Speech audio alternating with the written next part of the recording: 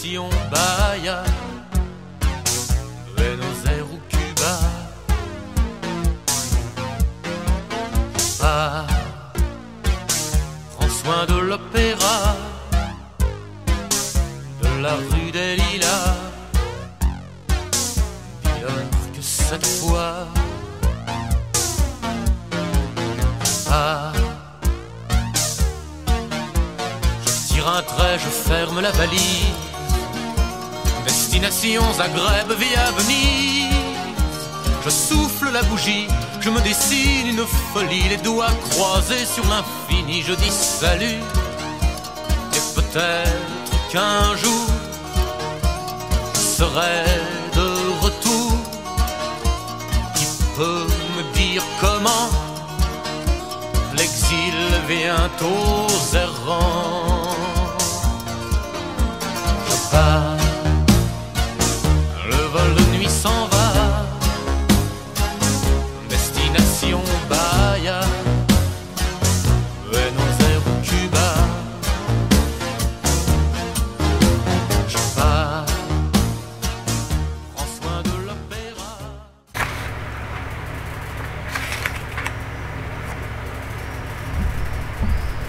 Bien mes amis, l'heure est grave, hein, après les catastrophiques conséquences du coronavirus et l'émotion et les différentes manifestations pour la mort de George Floyd.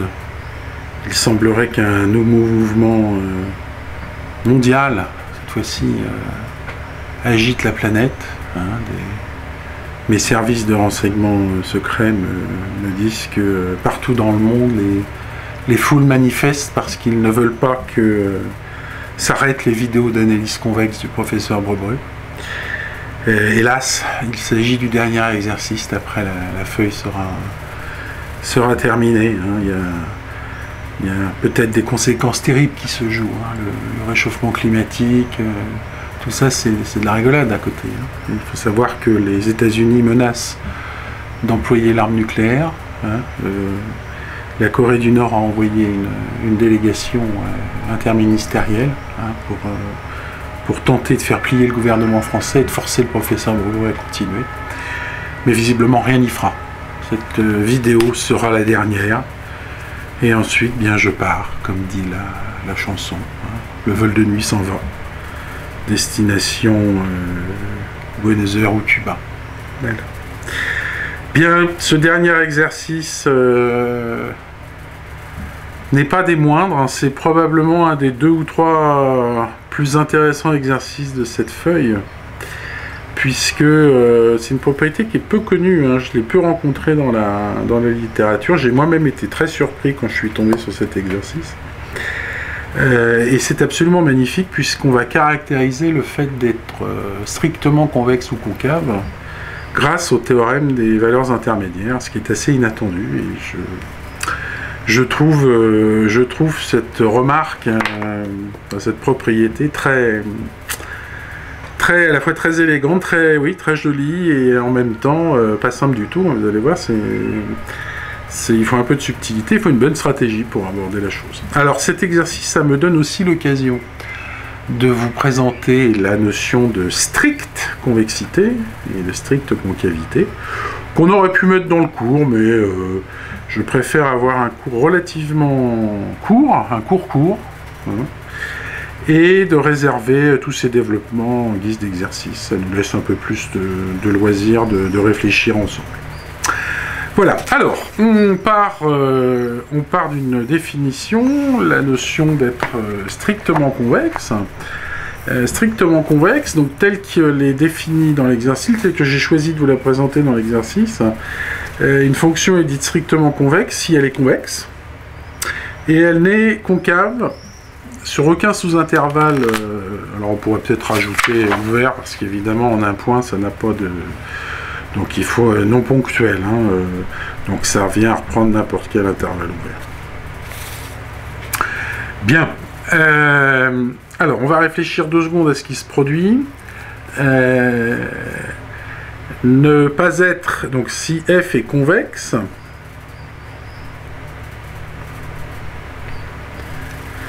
Ne pas être strictement convexe.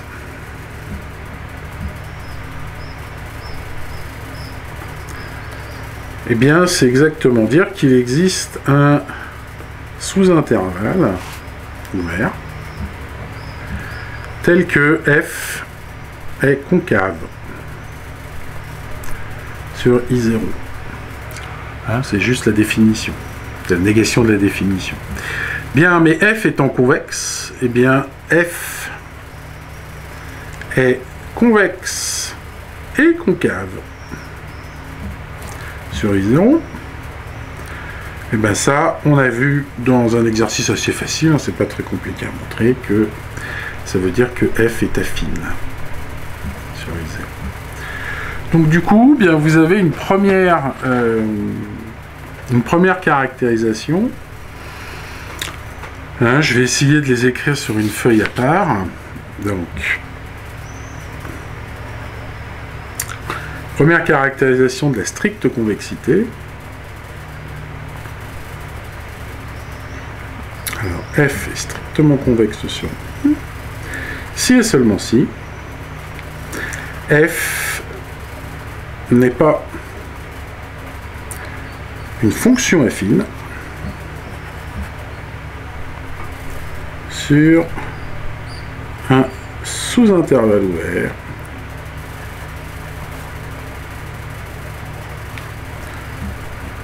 I0 inclus dans I. Voilà la première caractérisation qui tombe juste sur la conséquence qu'être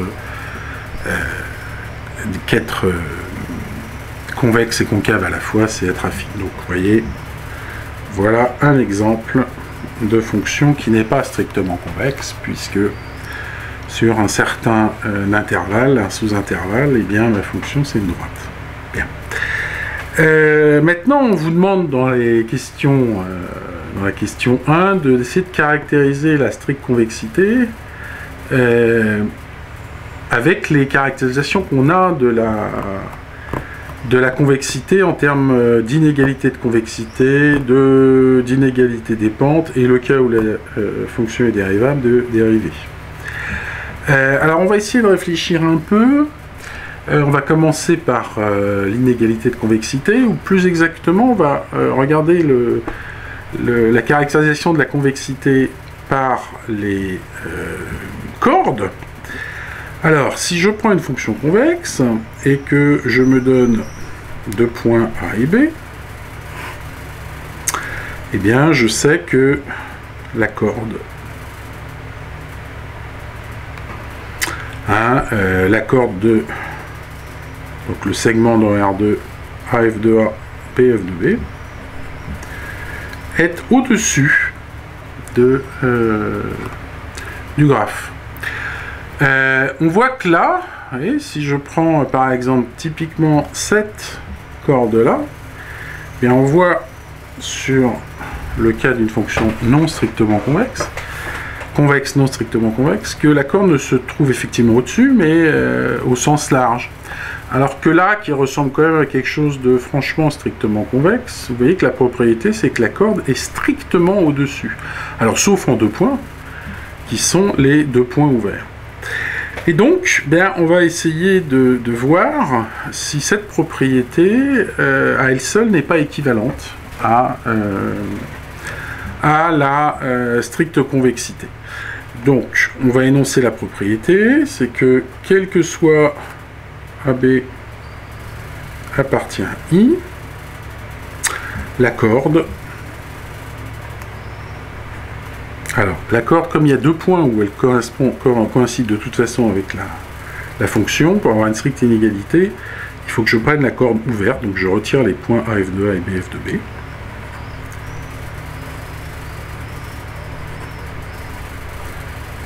Est strictement au-dessus du graphe de F sur l'ouvert AB. Bien, alors on va traduire, ça c'est de la littérature, on va le traduire très proprement. Donc, on va dire, quel que soit AB appartient à I, on a tout intérêt à ordonner A et B, donc je vais prendre A strictement supérieur à B, et bien j'ai, alors l'équation de la corde ouverte, bien je l'ai, je la connais, hein,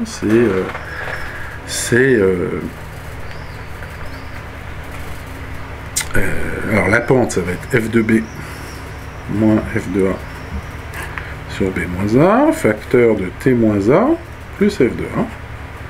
Oui, et bien je veux que la corde soit strictement supérieure au graphe, c'est-à-dire strictement supérieure à F de T.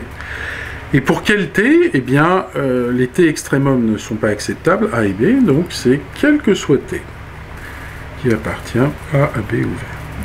Donc voilà cette propriété-là. Oui.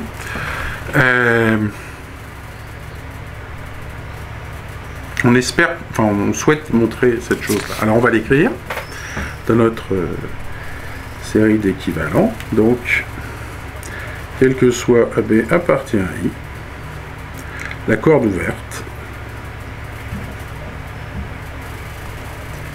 AF de A, BF de B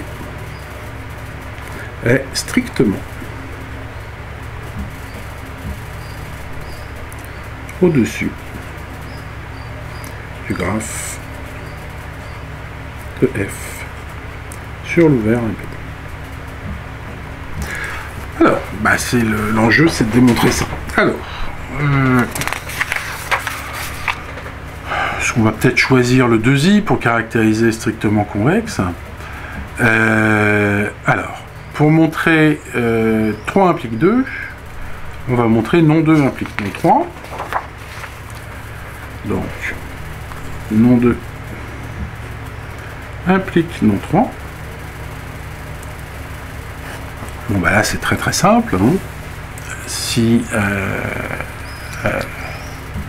alors, excusez-moi, je suis en train de me dire que non 2, il manque quand même un truc, c'est F convexe. Hein. Le fait de ne pas être égal à une fonction affine sur ce intervalle, c'est sous réserve que F est convexe. Hein. Donc ça a son importance. Donc non 2, eh bien, il s'agit de montrer que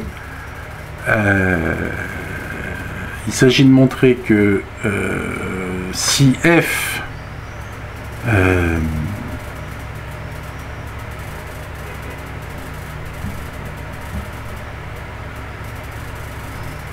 alors, il s'agit de montrer que si F n'est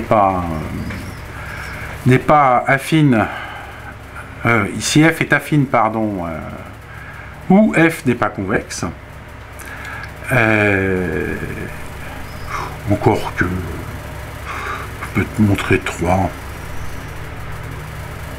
Oui, on va peut-être montrer directement 3 implique 2. Donc 3 implique 2. Bien, vous remarquez que qui peut le plus peut le moins. C'est-à-dire que qui peut le plus peut le moins parce que la corde en A, F de A et B, F de B, elle passe précisément par le graphe de F. Donc vous voyez que le 3, il implique en particulier que quel que soit T appartient à AB fermé, eh bien j'ai que la droite d'équation F de B moins F de A sur B moins A, T moins A plus F de A, qui va être supérieur ou égal à donc c'est F de A ici, qui va être supérieur ou égal à F de T. Hein, ben ça veut dire que comme c'est pour tout AB qui appartient à I, ben ça je vous rappelle que c'est une caractérisation de la convexité. Donc F est convexe. Donc le petit 3i, il implique en particulier le fait que F soit convexe. Il s'agit de montrer que sous cette hypothèse-là, ça ne peut pas se produire. Eh bien, si F est affine sur I0 includant I, bah, si vous vous donnez AB qui appartient si vous vous donnez AB qui appartient à I0 ce coup-ci, eh bien qu'est-ce que c'est que la corde? C'est cette situation-là. Donc là j'ai AB, là c'est mon intervalle I0 ici. Hein. Qu'est-ce que c'est que la corde, bah, c'est exactement la fonction, puisque ça correspond à la fonction affine. Donc si vous prenez AB appartient à x0, eh bien la corde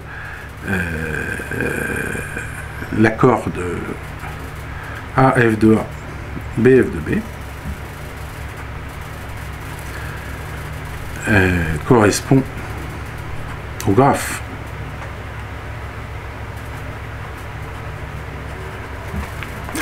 Et ça, c'est pas possible parce que vous avez supposé que le graphe est strictement au-dessus. Bon, conclusion, bien, vous avez 3 implique 2. Ok. Alors, maintenant, on va essayer de montrer que 2 implique 3. Alors, 2 implique 3. Eh bien, on va raisonner par l'absurde. On va supposer qu'il existe AB qui appartienne à I. On va prendre A plus petit B. Et il existe C qui appartient à AB ouvert. Oui. Tel que eh bien, la corde rencontre le graphe en C. C'est-à-dire, autrement dit, donc la corde touche le graphe en C. C'est-à-dire, si on fait un petit dessin, voilà ce qui se produit. J'ai AF de A, j'ai BF de B. Ici, j'ai ma corde. Je sais que la corde se trouve au-dessus du graphe. Ouais. Eh bien, j'imagine qu'il y a un point C où elle va le toucher. Bien, vous voyez que ça va être difficile de garder la convexité si vous n'exigez pas qu'un des morceaux ici ait le bon goût de se situer sur la corde. Alors c'est exactement cette idée-là qu'on va exploiter.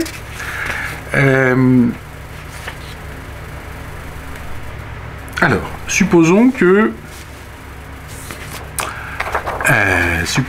quoi? Eh bien, supposons que on va regarder. Pardon. On va regarder l'inégalité des pentes appliquée au taux de variation C. Donc, je vais considérer T de C de T, qui est tout simplement F de T moins F de T moins F de C sur T moins C. Et qu'est-ce que je sais de cette chose-là? Eh bien, je sais que c'est croissant. C'est une fonction croissante. Bien, seulement. Et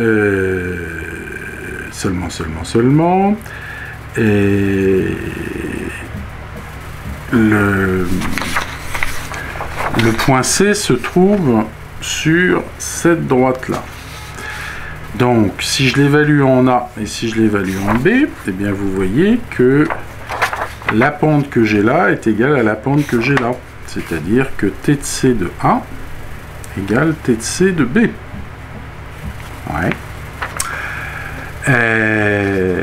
Puisque vous êtes sur cette pente-là, qui est égale d'ailleurs à F de B moins F de A sur B moins A. Mais oui, mais c'est une fonction qui est croissante. Donc si elle est croissante et qu'elle vaut la même chose en 2 points, eh bien au milieu elle doit valoir exactement la même chose. Donc ça implique que quel que soit T qui appartient à B fermé, T de C de T égale T de C de A. Bien, mais ça applique quoi finalement? Bah ça implique que F est affine, hein. Puisque ça, si vous le traduisez, ça veut dire que F de T moins F de C sur T moins C, c'est F de C moins F de A sur C moins A. Bah, vous voyez que ça implique que F de T est bien une très belle fonction affine. T moins C plus F de C. Conclusion des courses, eh bien c'est absurde.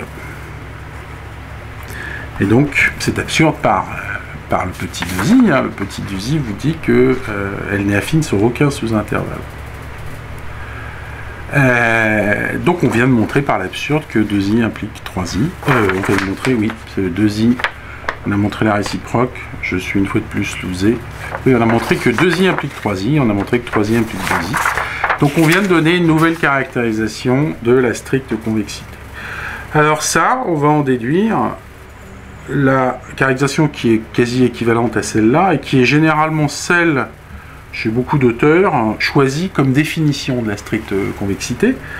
La conséquence, c'est que quel que soit AB appartient à I, quel que soit lambda appartient à 0,1 ouvert, eh bien j'ai f de lambda A plus 1 moins lambda B qui est strictement inférieur à L lambda f de A plus 1 moins lambda f de B. Alors pourquoi? Eh bien, ça c'est exactement 3i en remarquant la chose suivante, c'est que quand vous faites varier lambda entre 0 et 1 ouvert, eh bien vous promenez la quantité lambda plus 1 moins lambda b dans cet intervalle ouvert. Et que dit cette inégalité? Ben, elle dit juste que ici vous avez lambda plus 1 moins lambda b. Eh bien ça vous dit que f de cette chose-là, c'est-à-dire ce point-là, est inférieur au point du segment correspondant, mais le point du segment correspondant, c'est justement le point de la corde. Bien, donc, le petit 3i est équivalent au petit 4i. Alors, il faut évidemment retirer 0 et 1, puisque 0 et 1, ce sont les cas d'égalité, hein, évidemment. En 0, vous avez f de b égale f de b, et en 1, vous avez f de a égale f de a. Alors là, ça vous explique aussi... c'était la question petit 1a, c'est en termes d'inégalité de convexité. On vient de caractériser la stricte convexité en disant il suffit d'exiger que la relation soit stricte au lieu d'être large dans l'inégalité. Alors ceci, ça justifie très probablement le choix de la terminologie strictement convexe. Le mot strictement vient certainement de la stricte inégalité apparaissant dans cette caractérisation. Ok, alors on vous demande ensuite de caractériser la stricte convexité en termes d'inégalité des pentes. Et alors, je vous rappelle que l'inégalité des pentes, il y a la vraie, la vraie, celle qui est la double inégalité, et puis il y a celle qui est une équivalente, bien sûr, et qui est une version fonctionnelle qui consiste à considérer la fonction de taux de variation. Alors on va essayer de voir que les deux autres caractérisations vont effectivement perdurer en remplaçant l'inégalité large par stricte. Donc la première, c'est quel que soit x, y, z qui appartient à i, je vais me donner x strictement plus petit qu'y, strictement plus petit que z, et je vous rappelle que si je la dessine, cette inégalité des pentes, donc là j'ai x, y, z, et bien ça dit que cette pente-là, j'ai raté, cette pente-là est plus petite que cette pente-là, qui est plus petite que cette pente-là. Oui. Bon, et donc vous voyez que ici, là j'ai pris une fonction strictement convexe, vous voyez qu'ici, les inégalités sont strictes. Bon, il faudra parier que la caractérisation soit exactement celle-là. Allons-y. Donc, cette pente-là, c'est la plus petite des trois. Il y a celle-là, puis celle-là, puis celle-là. Donc, c'est f de y moins f de x sur y moins x, qui doit être strictement inférieur à f de z moins f de x sur z moins x, qui doit être strictement inférieur à f de z moins f de y sur z moins y. Bon. Et puis, je vous dis, la caractérisation petit 6, c'est de dire que quel que soit A appartient à I, la fonction taux de variation en A de f, qui est définie comme étant f de t moins f de A sur t moins A, est croissante dans le cas de la convexité, et dans le cas de la stricte convexité, il s'agit juste de remplacer par strictement croissante.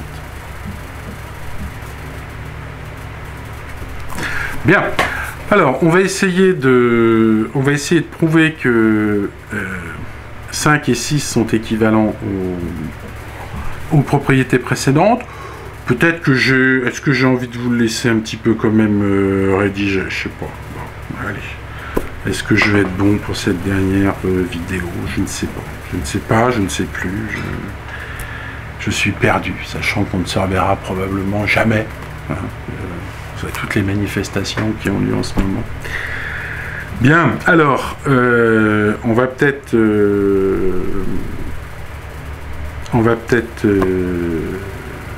oui, oh. Bon. On va reprendre strictement convexe, on va reprendre peut-être le 2i. Hein. F est convexe. Donc on va montrer 2i implique... Alors où est-ce que je suis? Voilà, on va montrer que 2i implique 5. Petit v, pardon. Donc 2i implique petit v. Donc, puisque j'ai f convexe, oui, eh bien l'inégalité des pentes est vérifiée, c'est-à-dire autrement dit cette inégalité mais large. Oui. Sur y moins x inférieur ou égal à f de z moins f de x sur z moins x qui est inférieur ou égal à f de z moins f de y sur z moins y. Bien. Donc le point, c'est de montrer que le petit rabio, qui consiste à dire que f n'est affine sur aucun sous-intervalle, va forcer ces inégalités à être strictes. Alors on va raisonner par l'absurde, mais vous avez deux inégalités. Donc je vais juste en traiter une, vous traiterez l'autre de la même manière. On va supposer que la première ne soit pas stricte. Donc supposons que f de y moins f de x sur y moins x soit égal à f de z moins f de x sur z moins x. Bon, bah ça c'est comme dans le truc précédent, c'est pour ça que j'hésitais à vous le laisser. Ça c'est la fonction taux de variation en x. Donc ça c'est juste dire que le taux de variation en x évalué en y égale le taux de variation en x évalué en z. Mais est-ce que vous savez de la fonction taux de variation? Parce qu'elle est croissante. Donc si elle est égale en 2 points et qu'elle est croissante, ben elle est égale partout. Donc ça implique que quel que soit t appartient à yz,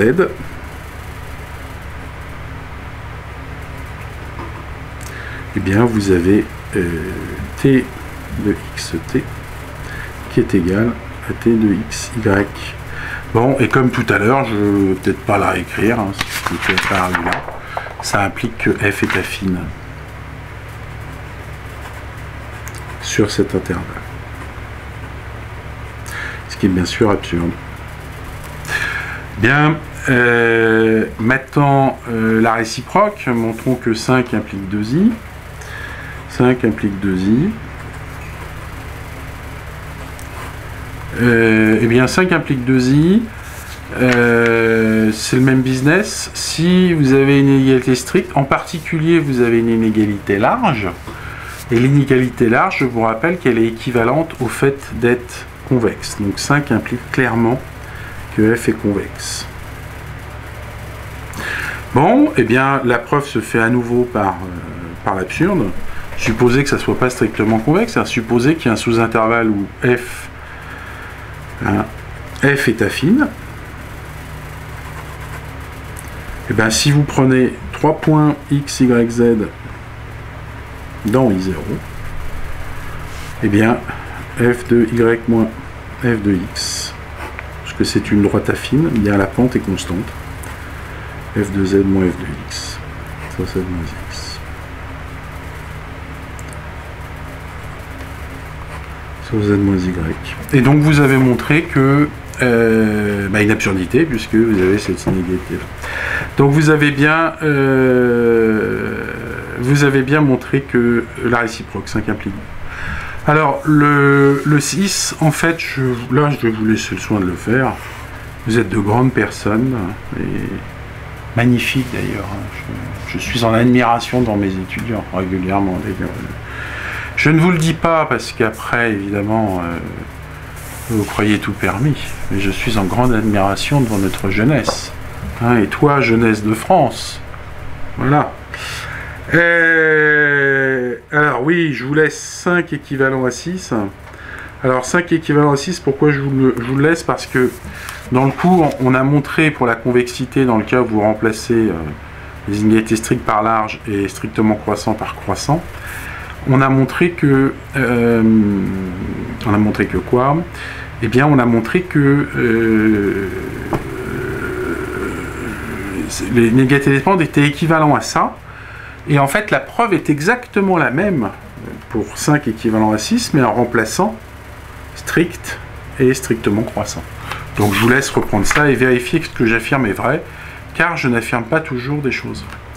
Donc voilà, voilà ce qui vous était demandé dans les questions A et B. Vous avez caractérisé la stricte convexité en termes d'inégalité de convexité et d'inégalité des pentes. Oui. Ok, alors maintenant on va s'intéresser à la stricte convexité. Alors évidemment, la concavité, bah, c'est exactement les mêmes énoncés. La différence près, c'est que la corde se trouve strictement en dessous du graphe. L'inégalité de convexité devient strictement supérieure. L'inégalité des pentes, même chose. Et ça, c'est strictement décroissant. Ok.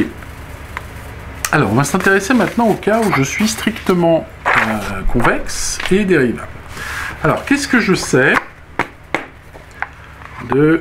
c'est un petit rappel, donc je suppose que f est dérivable sur i. Donc on rappelle que f est convexe si et seulement si f', la dérivée, est une fonction croissante. Donc je vous le donne en 1000, quel sera l'analogue dans le cas de la stricte convexité? Eh bien, on va essayer de montrer que f est strictement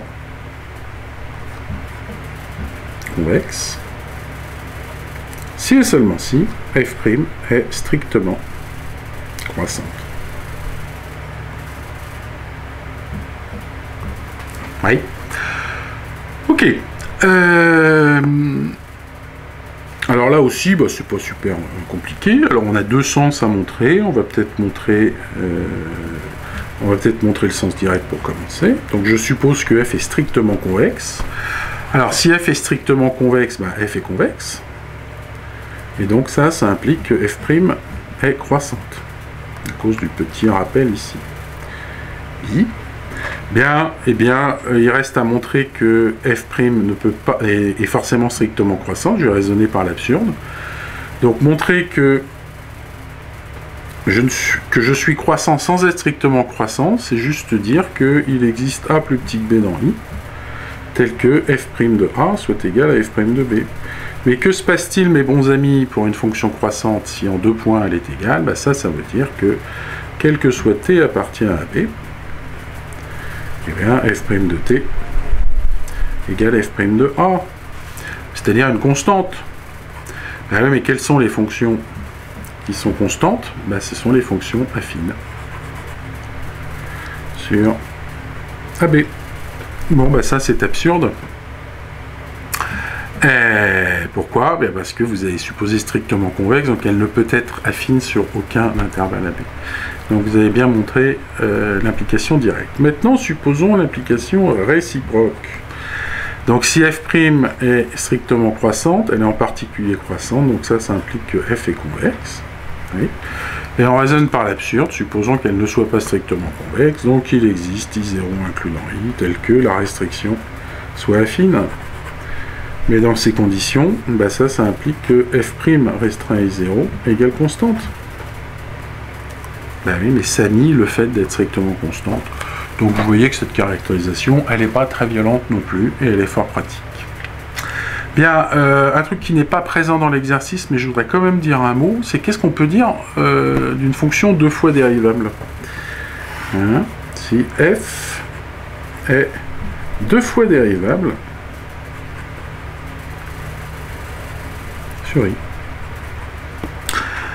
Bien, ce que je sais, c'est que f est convexe si et seulement si f seconde est positive.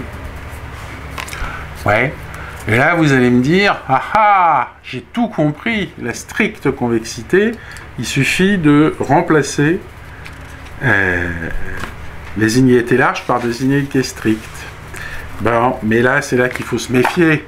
Hein, je vous donne un exemple extrêmement bête.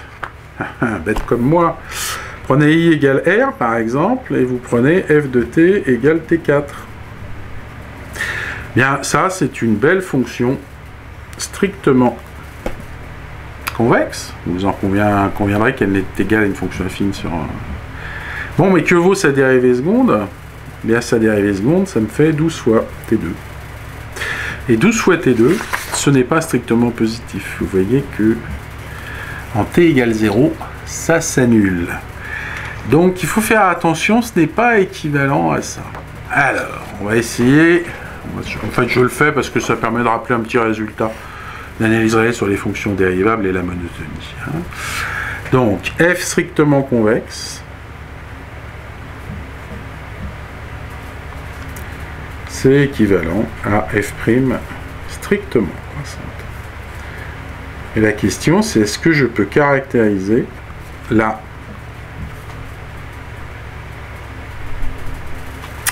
stricte croissance d'une fonction en fonction de sa dérivée. Donc c'est un petit rappel. Hein. Si je prends phi d'un intervalle i dans R qui est dérivable, alors phi est strictement croissante si et seulement si alors f' est positif. Ça, c'est un minimum, puisque ça, c'est équivalent à dire que c'est croissant. Et l'autre point, c'est de considérer l'ensemble oméga des points des x qui appartient à i, tels que phi' de x égale 0, c'est-à-dire les points où ça s'annule. Vous voyez ici, il n'y en a qu'un, hein, dans l'exemple que je vous ai donné. Eh bien, cet ensemble-là doit vérifier qu'il est d'intérieur vide.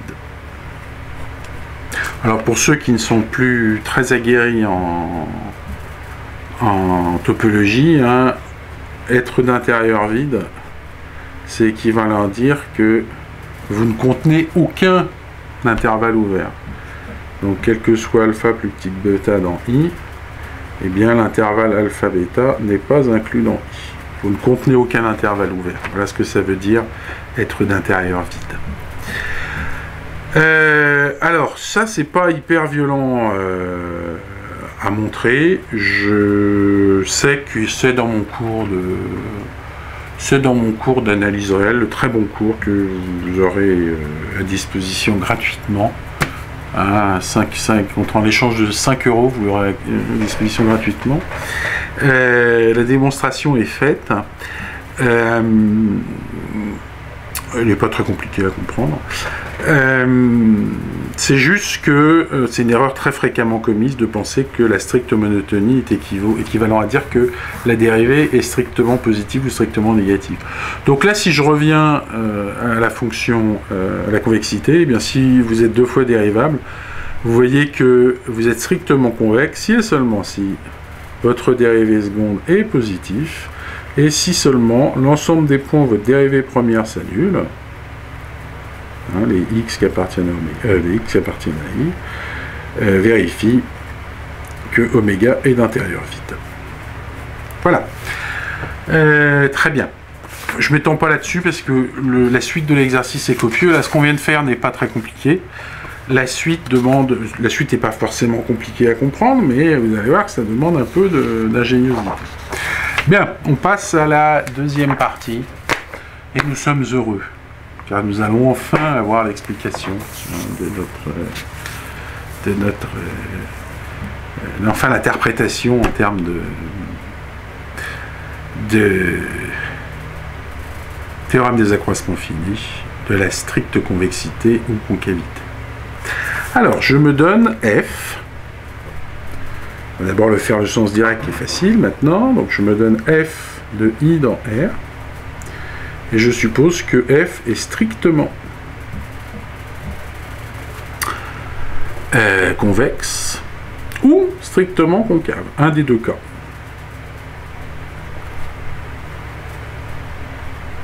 Bien.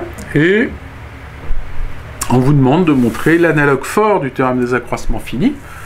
Alors on rappelle ce que c'est que le théorème des accroissements finis, que doivent vérifier toutes fonctions qui sont continues sur AB fermé et dérivables sur AB ouvert. Donc si vous vous donnez A strictement inférieur à B élément de I, oui, eh bien f est continu sur AB et f est dérivable sur AB ouvert. Hein, c'est la première conséquence du théorème de Rolle, le théorème des accroissements finis.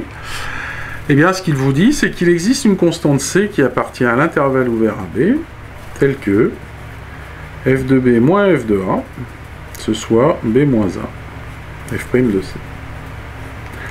Ouais, c'est-à-dire, je rappelle une manière de le voir, hein, vous avez une courbe,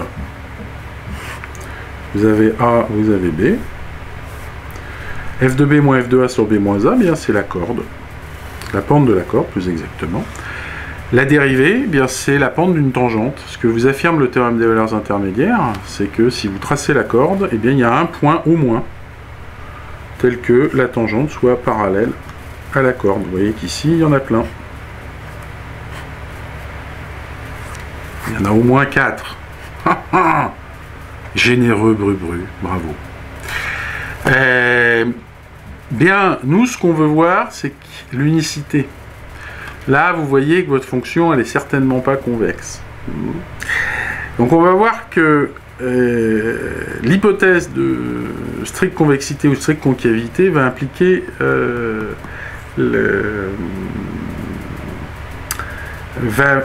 l'existence de C unique.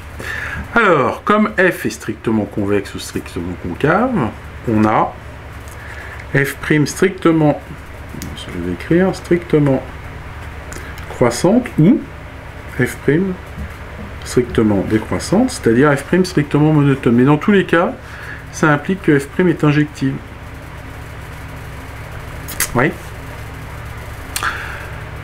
Oui, être strictement monotone, ça implique d'être injectif. Et donc du coup, bien si vous aviez un C' qui vit dans AB, tel que vous ayez la même équation mais avec f' de C', bien par injectivité, puisque B moins A est non nul, vous pouvez diviser par B moins A, ben vous aurez l'égalité de ces deux choses-là, et donc ça impliquerait que C égale C'.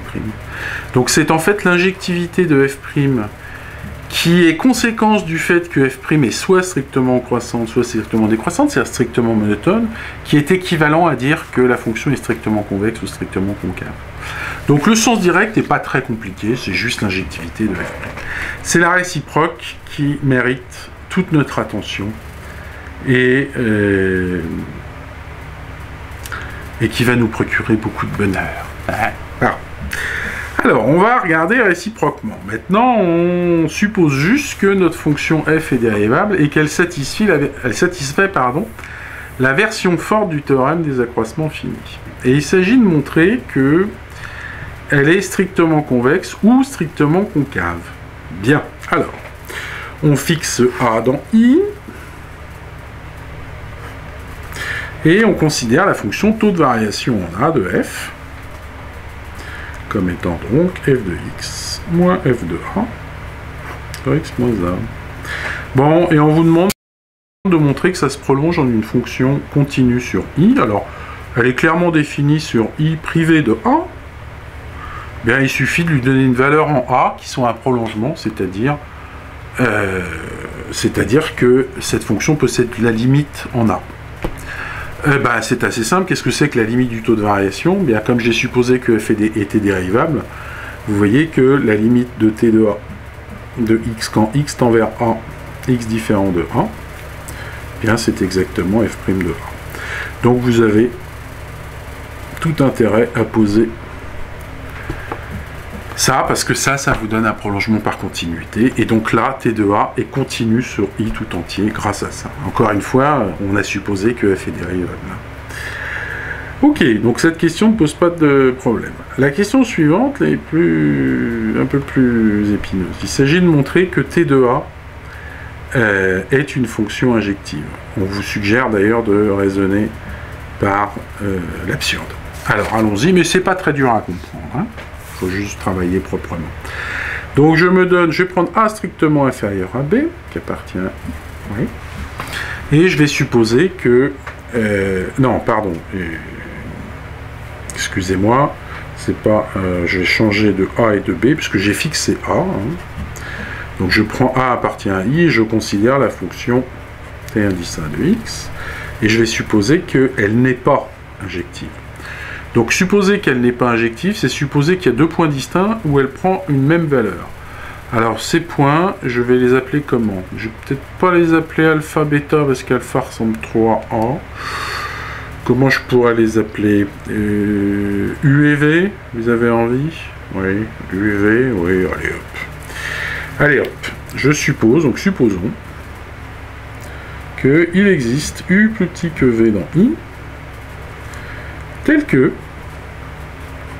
TA de U soit égal à TA de V.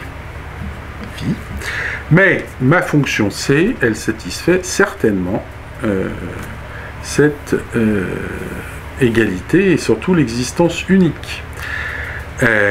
J'ai donc, il existe un unique, alors je vais l'appeler C indice U, qui appartient à l'intervalle ouvert UA, sans que ce soit ordonné, hein, j'ai pas précisé où je trouvais U et A, tel que, eh bien cette valeur,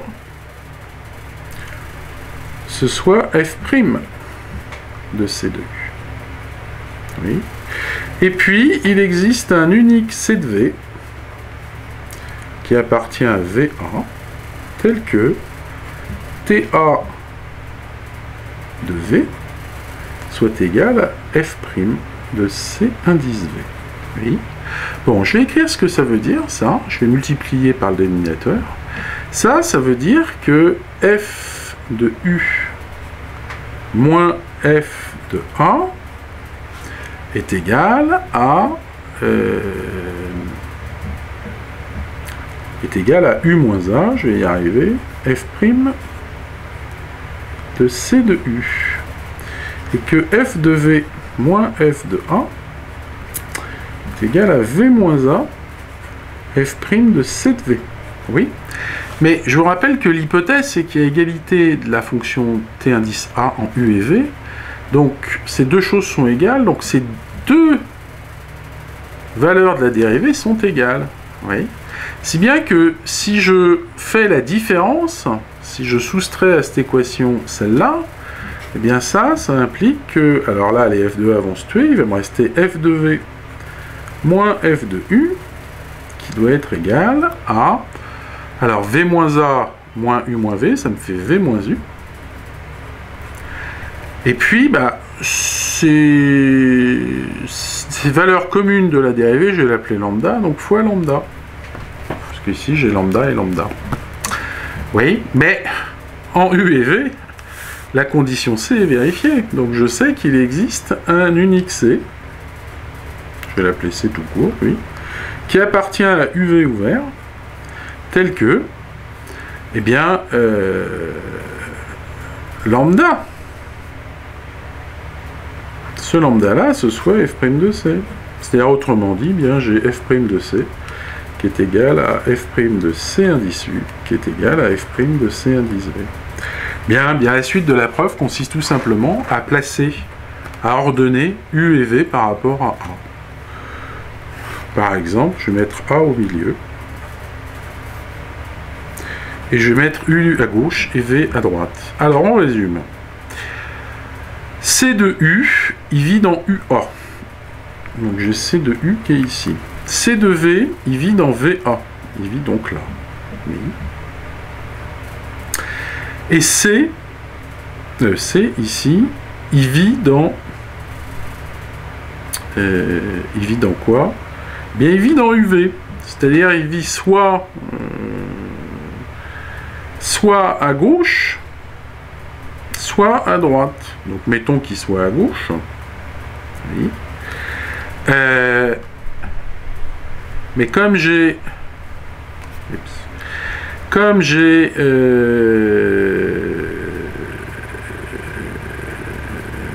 oui, enfin bon...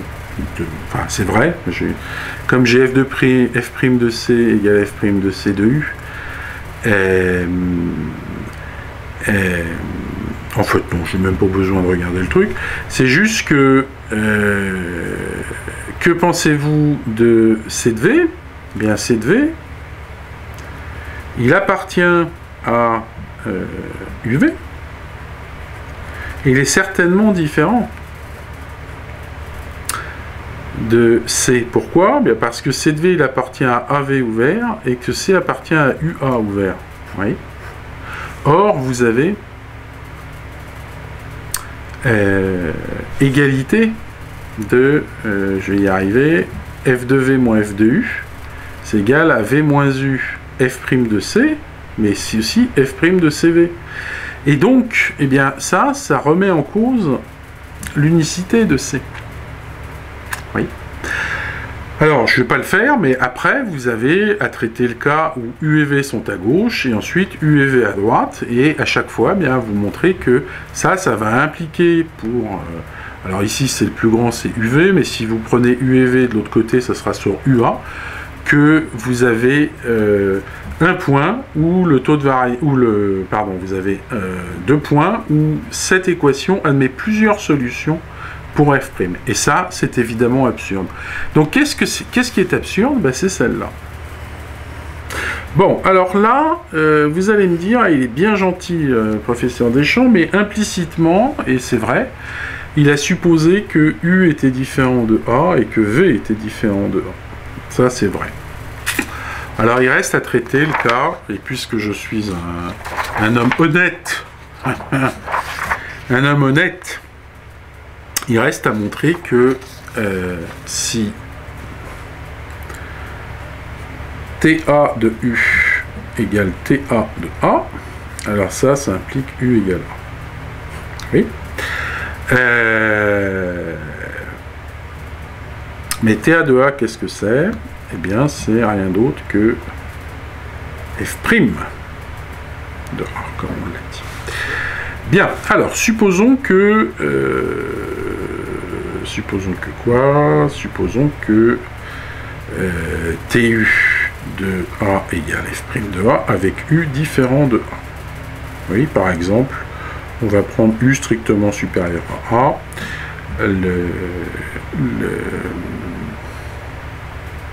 Le résultat sera le même.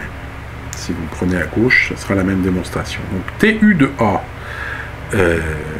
égale F', mais TA de U, pardon, égale F', mais TA de U, c'est F de U moins F de A sur U moins A. Et ça, bah, d'après la propriété C, eh bien c'est égal à un F' de C. Pour un certain C qui appartient à... qui appartient à quoi? Qui appartient à... j'ai pris A à droite, donc à AU ouvert.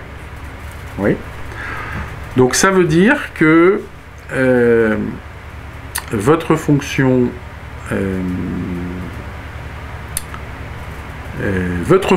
TA de U, eh bien, elle prend... Alors, je suis en train de dire que... oui, est-ce que j'ai vraiment besoin de ça? Attendez, je réfléchis 2 secondes. L'hypothèse, c'est juste que la fonction est dérivable et qu'elle se nomme. En fait, j'ai pas besoin vraiment de ça. J'ai juste...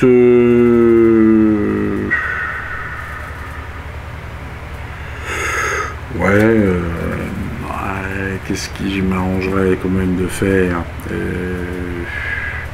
J'essaye de résumer ce qui se produit. Hein.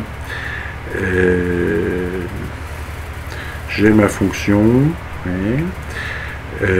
Ici, mettons, je vais prendre A ici. A ici, puis je vais prendre U ici. Ce que je dis, c'est que là j'ai ma dérivée, là j'ai ma pente. Et donc ce que je dis, c'est que il y a égalité.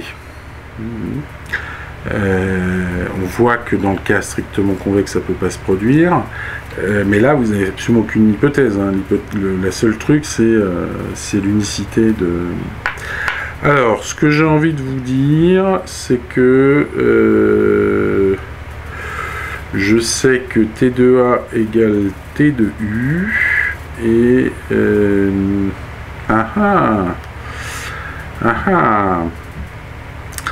voilà, c'est une question difficile, ça. Alors, T de U égale T de A.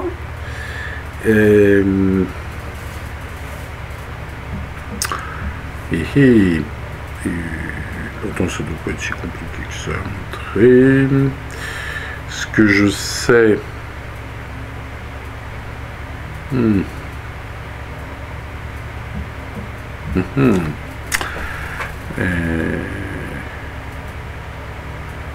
Ce que je sais, c'est quoi? Ah, si, je sais, ça y est. Ça y est, bande de gredins. C'est extrêmement beau. C'est extrêmement beau. Le point, voilà. Alors, si, c'est magnifique. Là, on fait de la vraie... Je voyais, ça nécessite de reprendre un peu ses esprits, mais on fait vraiment de l'analyse très précise, là. Vous avez une fonction, donc là on oublie, c'est lié à ça, on y reviendra à la fin, c'est juste le fait que t est une fonction continue. Et vous avez t qui prend la même valeur en 2 points. Bien. Alors ce que moi j'affirme, c'est que si ça prend la même valeur en 2 points, donc là j'ai cette valeur-là, j'affirme que soit vous êtes constante, soit vous avez une valeur qui se trouve strictement au-dessus ou strictement en dessous, peu importe d'ailleurs. Oui. Si vous êtes constant, donc si t de A égale constante sur, je travaille sur l'ouvert, oui, sur AU, et ben là, là c'est foutu parce que, pourquoi? Eh bien parce que vous prenez par exemple un epsilon tel que vous ayez A inférieur à A plus epsilon inférieur à A plus 2 epsilon inférieur à U. Et là, eh bien, vous savez que T indice A de A plus epsilon, c'est F' de C. C'est F' de C avec C qui appartient à A plus epsilon.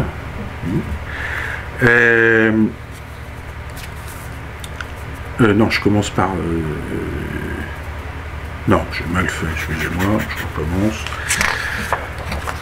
Décidément, hein, je vais y arriver. Alors, je prends un epsilon 1, tel que A plus epsilon 1 soit coincé entre A et U, et donc ce que je sais, eh bien, c'est qu'il existe un C1 qui appartient à A plus epsilon 1, tel que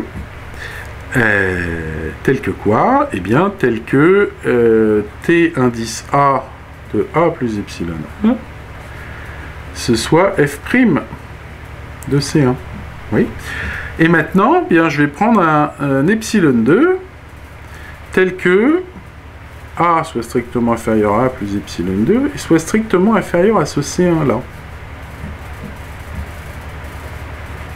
Oui. Bien, ce que je sais, par application de ma condition, c'est qu'il existe un C2 qui appartient à A plus epsilon 2. Tel que T indice A de A plus epsilon 2 soit égal à F' de C2. Seulement, votre fonction, elle est constante. Donc, ces fonctions sont égales. Mais C1 est strictement inférieur à C2. Et donc, vous avez montré qu'il y a au moins deux Il y a deux éléments C pour les fonctions, pour l'accroissement des accroissements finis relatifs au taux de variation en A plus epsilon 1, et ça c'est absurde. Conclusion, eh bien, votre fonction ne peut pas être constante, T2A. Donc si elle n'est pas constante, alors je vais aller un petit peu plus vite, ça veut dire que il y a entre A et U soit un point qui se trouve au-dessus de A et U, soit en dessous, donc disons au-dessus par exemple, et donc votre fonction elle fait ça. N'oubliez pas que votre fonction est continue, oui. Et donc, eh bien, vous regardez l'image ici, et donc ça vous définit un intervalle là. Eh bien, vous prenez un point dans cet intervalle. Le théorème des valeurs intermédiaires vous dit que... Voilà, donc je prends un point... Bon, je vais peut-être l'écrire. Je vais peut-être l'écrire parce que, bien que ce soit très visuel, ça va peut-être vous aider un peu plus si je suis un peu plus rigoureux dans la rédaction. Alors, ce que je dis, c'est que... Ce que je viens de montrer, donc, c'est ma fonction... qu'est-ce que je viens de montrer? Je viens de montrer que ma fonction T de A ne peut pas être constante sur AU. Donc, eh bien, il existe un point U0 qui appartient à AU, tel que, eh bien, TA de U0 soit égal à TA de U0 soit égal à soit strictement supérieur, pardon, à TA de A qui est égal à TA de U, ou strictement inférieur. Oui, donc supposons que ce soit le premier cas, le deuxième cas se montre de la même manière, hein. Supposons que TA de U0 soit strictement supérieur à TA de A. Oui. Et puis, ben, je me donne n'importe quelle image. Hein, je considère un lambda qui appartient à TA de A ouvert, TA de U0 ouvert. Bien, ce que dit le théorème des accroissements finis, puisque la fonction TA des... Je vais y arriver, c'est les valeurs intermédiaires. Que dit le théorème des valeurs intermédiaires? Donc, hein, sur le dessin, le lambda, il est là. Et là, j'ai ma valeur constante. Donc là, ici, j'ai U0. Ici, j'ai F de U0. Puis je me suis pris un lambda qui est gentiment coincé entre... c'est pas F, c'est TA. Entre TA de A. Ce que dit le théorème des valeurs intermédiaires, c'est que les valeurs intermédiaires entre deux valeurs d'une fonction continue sont atteintes. Donc ici j'ai un point. Oui.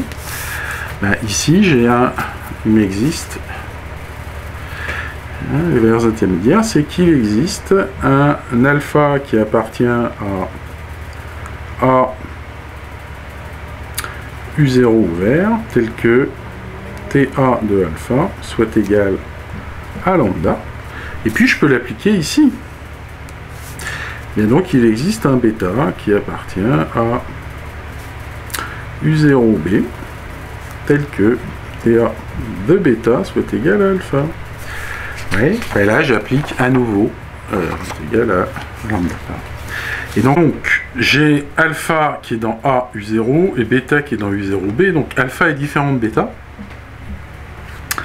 Mais TA de alpha égale TB de bêta. Or, on a vu que la fonction était injective en dehors de A. Donc ça, c'est absurde. Bien, eh bien, je viens d'établir une chose énorme. Je viens d'établir l'injectivité, mais ça a une conséquence énorme, parce que je vous rappelle la proposition. C'est que si vous prenez une fonction f de I dans R continue, ouais. Alors f est injective si et seulement si f est strictement monotone.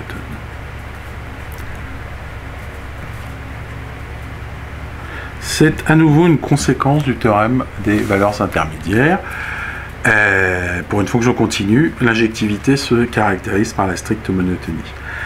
Vous trouverez une preuve on pourrait le faire là, mais déjà la vidéo commence à tarder. Je sens vos yeux qui se ferment, hein, surtout que comme vous faites la bringue au jardin des tanneries au Mans, là, hein, jusqu'à 4 h du matin. Après, évidemment,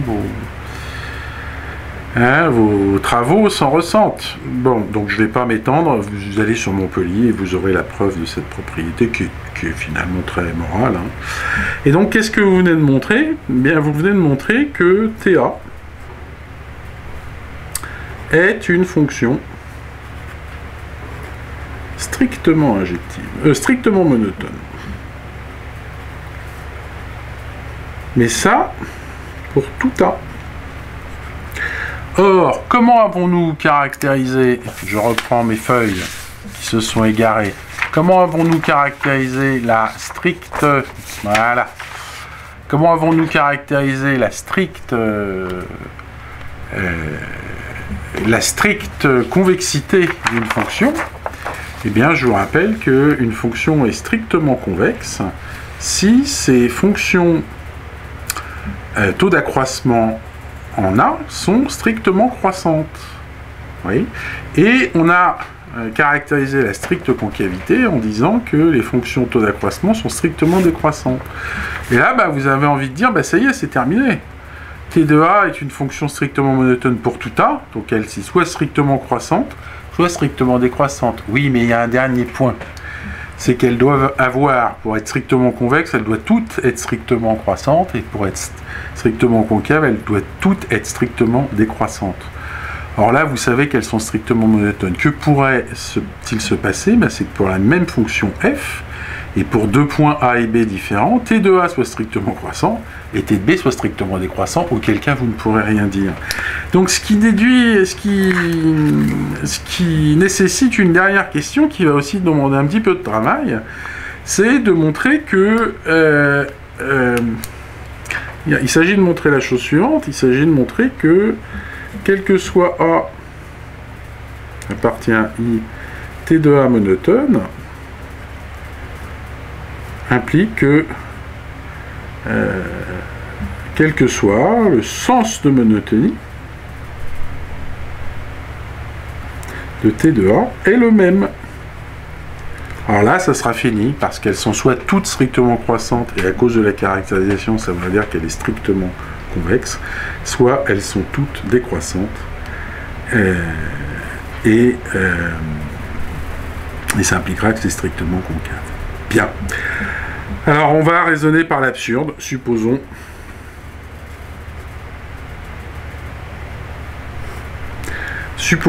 avoir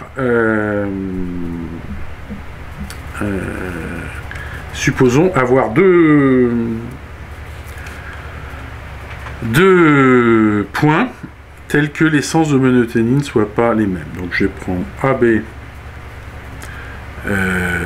ordonnée, et je vais supposer que T indice A est strictement croissante et que T indice B est strictement décroissante. Oui.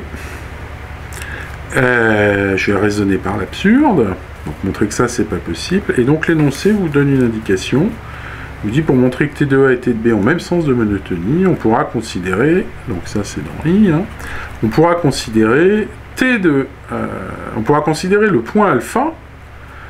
Hein, alors, le truc intéressant à remarquer, c'est que quand vous prenez deux points, l'évaluation en B de T de A, eh bien c'est F de B moins F de A sur B moins A, qui n'est rien d'autre que F de A moins F de B sur A moins B. Ouais, vous avez pris l'opposé de chaque terme, mais ça c'est précisément TB de A. Oui. Bien, eh bien, si j'utilise ma condition C, je sais qu'il existe un unique alpha qui appartient à AB ouvert, tel que eh bien, cette valeur commune soit égale à la dérivée. Oui. Bien, mais ce que vous savez, alpha est élément de I, donc ça veut dire que T de alpha est strictement monotone. Que ça l'est pour tous les points. Bon, on va supposer, supposons que T de alpha soit strictement croissante. Oui. On va voir que c'est une absurdité, et ensuite on montrera de la même manière que si T de alpha est strictement décroissante, on obtient une absurdité. Et donc on aura montré que ce cas-là ne peut pas se produire, et il restera à montrer que le cas dual, qui est le cas où TA est strictement décroissante et TB est strictement croissante, en utilisant le même argument, on montrera la même chose. Donc je ne vais pas tout faire, je vais juste faire la preuve dans le cas où TA est croissante, TB décroissante et T de alpha croissante. Toutes les autres s'obtiennent exactement de la même manière. D'accord ? Alors, qu'est-ce que je sais ? Eh bien, je sais que alpha se coince strictement entre A et B. Oui, et je sais que T de A est croissante, c'est-à-dire que j'ai TA de A qui est inférieure, qui est strictement croissante, et ça a son importance, TA de alpha qui est strictement inférieur à TA de B. Puis, je sais que T alpha, alors T alpha est croissant, donc T alpha de A est strictement inférieur à T alpha de alpha qui est strictement inférieur à T alpha de B. Et enfin, je sais que T de B est strictement décroissante, donc TB de B est strictement inférieur à TB de alpha qui est strictement inférieur à TB de A. Oui. Alors là, on va essayer de trouver des absurdités. Peut-être que quoi? Eh bien, peut-être qu'il faut remarquer que... Alors, la remarque, c'est que TA de B égale TB de A égale F' de alpha. Mais F' de alpha, c'est T de alpha, alpha. Ouais. Ok. Donc, TA de A, eh bien c'est F' de petit a, qui est inférieur à TA de alpha. Ça, j'y touche pas. Et qui est inférieur à TA de B. TA de B, c'est F' de alpha. Vous voyez. Ensuite, j'ai T alpha de A. Eh bien, T alpha de A, je ne peux rien en dire. Qui est strictement inférieur à T alpha de alpha, mais ça c'est F' de alpha, qui est strictement inférieur à T alpha de B, ça je peux rien en dire. TB de B c'est F' de B. TB de alpha, c'est TB de alpha. Et enfin, TB de A, c'est TB de A, c'est F' de alpha. Alors, j'ai dit que TB de alpha, je pouvais rien en dire. Si, je peux quand même dire quelque chose. C'est que TB de alpha, c'est T de alpha B. Hein, pour tout couple de points, vous pouvez permuter, comme c'est des taux de variation. Et donc, cette chose-là me dit que F' de alpha est strictement inférieur à F' de alpha. Et ça, c'est bien sûr absurde. Alors, vous voyez que rien qu'en écrivant ces trois équations, vous voyez que tous les cas vont être traités. Vous voyez que là, c'est cette partie-là. Si j'avais supposé, j'aurais changé, ça aurait sûrement été une autre partie. Donc ça vous laisse imaginer la suite de la preuve, qui moralement est juste cet argument-là. Voilà, donc on a montré que, eh bien, pour tout A, TA a même sens de monotonie. Donc s'ils sont tous strictement croissantes, eh bien à cause de la caractérisation du petit 1, la fonction est strictement convexe. Et s'ils sont tous strictement décroissantes, la fonction est strictement concave. Et donc on a montré cette réciproque que je trouve vraiment... hein, je vous renvoie au petit dessin que je vous ai fait. Je vais essayer de vous le retrouver. Voilà. Vous voyez, ce dessin-là, il vous dit que entre A et B, le point où vous avez une tangente qui est parallèle à la corde, eh bien, vous en avez qu'un. Et là, cet exemple où vous en avez 4 vous montre bien le défaut. Le défaut, c'est que vous n'êtes pas de convexité ou de concavité constante.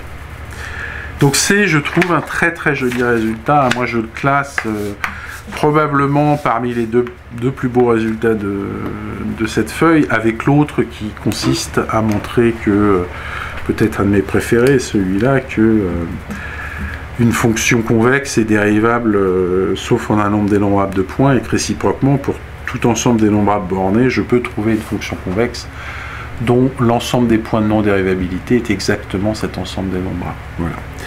Bien, et ceci achève un long travail pour moi, et j'espère que ce sera profitable pour vous. Long travail de présentation. On rediscutera évidemment avec vous de ces vidéos. Éventuellement, y a-t-il peut-être des points d'amélioration à faire. Je vais m'atteler maintenant à m'occuper des L2 et de leur faire un peu aussi de vidéos en intégrale de Riemann. Voilà.